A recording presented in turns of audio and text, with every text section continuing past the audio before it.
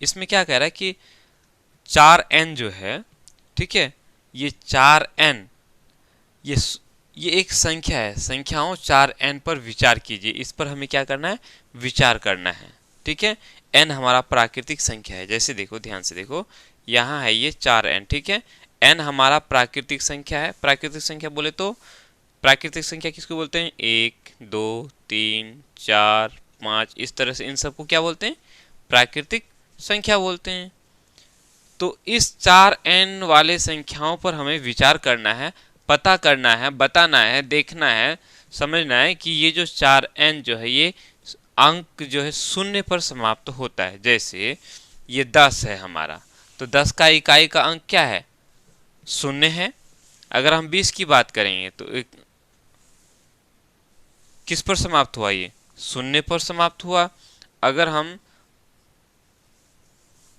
1050 बोले तो ये किस पर समाप्त हुआ है, शून्य पर समाप्त हुआ है। इसी तरह से ये जो 4n है ये किस पर, अंक शून्य पर समाप्त होता है। ये हमें पता लगाना है, ठीक है, ये हमें बताना है।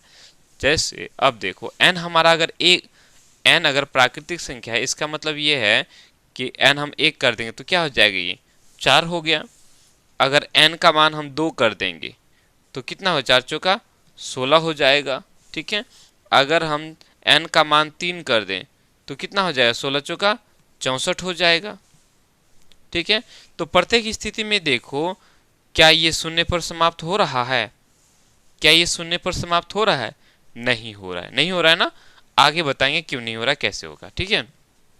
ध्यान रखना है कि जब भी कोई संख्या अगर वो शून्य पर समाप्त होता है, इसका ये मतलब है कि उसका जो अभाज्य गुणनखंड में है 2 और 5 होगा। कैसे देखो, जैसे 10 है, 10 का यदि हम अभाज्य गुणनखंड करेंगे तो क्या क्या हो जाएगा, 2 गुना 5 हो जाएगा, ठीक है। अगर हम 30 की बात करें, 30 किस में समाप्त हो रहा है, शून्य पर समाप्त हो रहा है। तो इसका अगर हम अभाज्य गुणनखंड करेंगे तो ऐसे अभाज्य गुणनखंड करते हैं ना, 2 से 15 दूनी 30, फिर किस से, 3 से, 3 5 15, यानी कि 30 का जो अभाज्य गुणनखंड किए तो उसमें क्या क्या आया, एक 2 आया, 3 आया और 5 आया। समझ रहे क्वेश्चन को। कहने का तात्पर्य यह है कि जब भी कोई संख्या अगर शून्य पर समाप्त होता है, इसका ये मतलब है कि उस संख्या का अभाज्य गुणनखंड में 2 और 5 आएगा, 2 और 5 आएगा। 2 और 5 आएगा जब ही तो 2 और 5 को गुना करेंगे तो 10 हो जाएगा, मतलब उसमें शून्य आ गया, है ना। अगर उसके अभाज्य गुणनखंड में 2 और 5 नहीं है, इसका मतलब है कि वो जो है शून्य पर समाप्त नहीं होगा। जैसे हम यहाँ देख रहे हैं, अगर n का मान हम कुछ भी ले लेते हैं, ठीक है, आगे कितना भी ले लें, कभी भी ये जो संख्याएं प्राप्त हो रही है ये हमारा शून्य पर समाप्त नहीं होगा, होगा नहीं होगा, ठीक है। शून्य पर समाप्त होने के लिए जैसे इसका हम अभाज्य गुणनखंड करेंगे, ये जो 4 है तो 4 का अभाज्य गुणनखंड करके तो क्या हो जाएगा, 2 गुना 2 हो जाएगा, है ना। अगर हम 16 का अभाज्य गुणनखंड करेंगे तो क्या हो जाएगा, 2 गुना 2 गुना 2 गुना 2 ही होगा। इसके अभाज्य गुणनखंड में क्या है, केवल 2 ही आ रहा है अभाज्य संख्या। भाज्य अभाज्य संख्या पता है ना आप लोग को। चलो आगे देखते हैं। अब हमें यहाँ करना क्या है ये समझना अच्छी तरह से। कुछ नहीं है इसमें, बस सिर्फ लिखना होता है थोड़ा सा। यहाँ लिखेंगे हल, ठीक है। हल लिखने के बाद कुछ नहीं करेंगे, बस ये जो संख्या है ना 4n, इसको लिख लो। 4n हम लोग लिख लिए। अब इस 4n को जो है ना, इसको जो है अभाज्य गुणनखंड कर दो। मतलब इसको हम लोग ऐसे करेंगे, 4 का अभाज्य गुणनखंड करेंगे तो क्या होगा, 2 गुना 2 हो जाएगा। 4 पर पावर n है तो इस पर भी पावर n हो जाएगा। इसको थोड़ा आगे बढ़ाएंगे, इसको क्या करेंगे, थोड़ा सा आगे बढ़ाएंगे तो क्या हो जाएगा, ये भी 2 ये भी 2, तो क्या हो जाएगा, 2 पर पावर 2 हो जाएगा। 2 ठो 2 है तो पावर क्या हो गया, 2 हो गया। उसके बाद ये पावर n है तो यहाँ n हो जाएगा। अब इस तरह से रहने से हम क्या करते हैं, इसको और इसको गुना कर देते हैं, मतलब 2 पर पावर 2n हो गया, ठीक है। हमने इसका अभाज्य गुणनखंड किया 4 का, तो इस तरह से आ गया, ठीक है। अब हम यहाँ क्या लिखेंगे, बस मेन मुद्दा है, हमें यहाँ नीचे लिखना है। ठीक है, तो हम बोलेंगे कि ये जो 4n है, संख्या 4n, 4n को 0 पर समाप्त होने के लिए, कब 0 पर समाप्त होगा? तो संख्या 4n को 0 पर समाप्त होने के लिए इसके अभाज्य गुणनखंड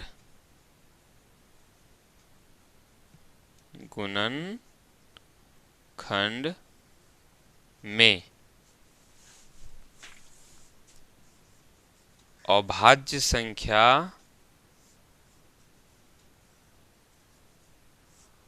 2 व 5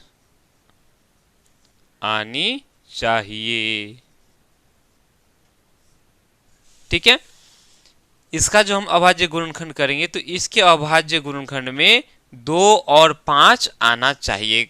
2 और 5 के अलावा कुछ भी आ जाए, लेकिन कम से कम 2 और 5 तो आना ही चाहिए। लेकिन हम यहां देखेंगे, ये जो 4 का हमने अभाज्य गुणनखंड किया तो क्या आया? सिर्फ 2 आया, है ना। यहां लिखेंगे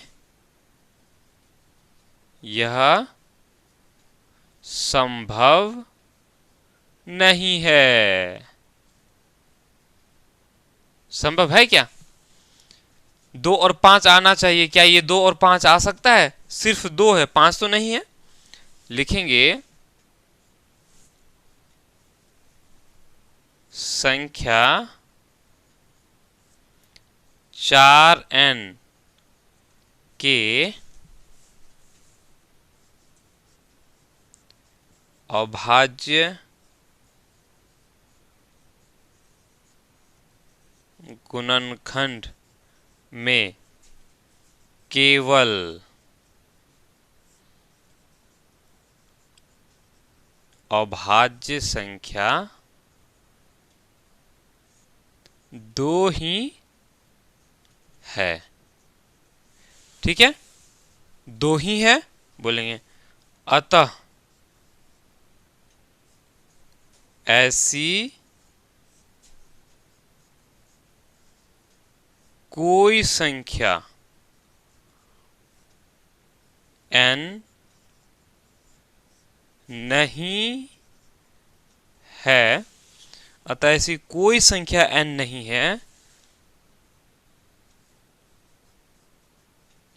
जिसके लिए 4n अंक 0 पर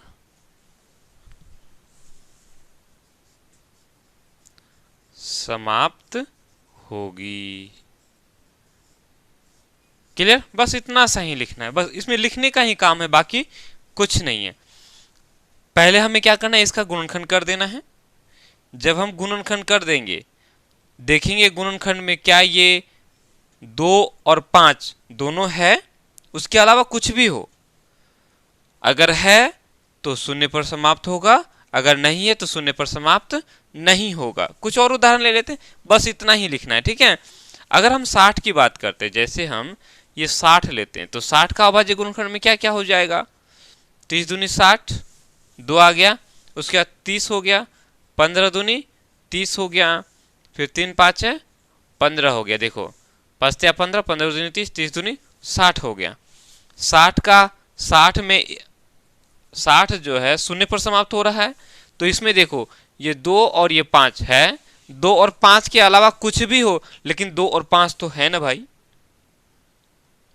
अगर ये 2 और 5 है तो संख्या क्या होगा? 0 पर समाप्त होगा, नहीं तो 0 पर समाप्त नहीं होगा। कोई सा भी हम संख्या ले लें, अगर वो 0 पर समाप्त हो रहा है, इसका ये मतलब है कि उसका जब हम लोग अभाज्य गुणनखंड करेंगे, क्या करेंगे? अभाज्य गुणनखंड करेंगे, तो तो उस अभाज्य गुणनखंड में क्या होगा, 2 और 5 होगा ही होगा। अगर नहीं है तो फिर वो संख्या शून्य पर समाप्त नहीं होगा। ठीक है, तो बस इतना ही लिखना है कि संख्या 4n को शून्य पर समाप्त होने के लिए इसके जो अभाज्य गुणनखंड होगा उस अभाज्य गुणनखंड में अभाज्य संख्या 2 और 5 आना चाहिए। और चूंकि इसमें हम देख रहे हैं कि ये जो संभव नहीं है, ऐसा संभव है कि इसमें 2 और 5 आ जाए, 5 होगा क्या, नहीं होगा।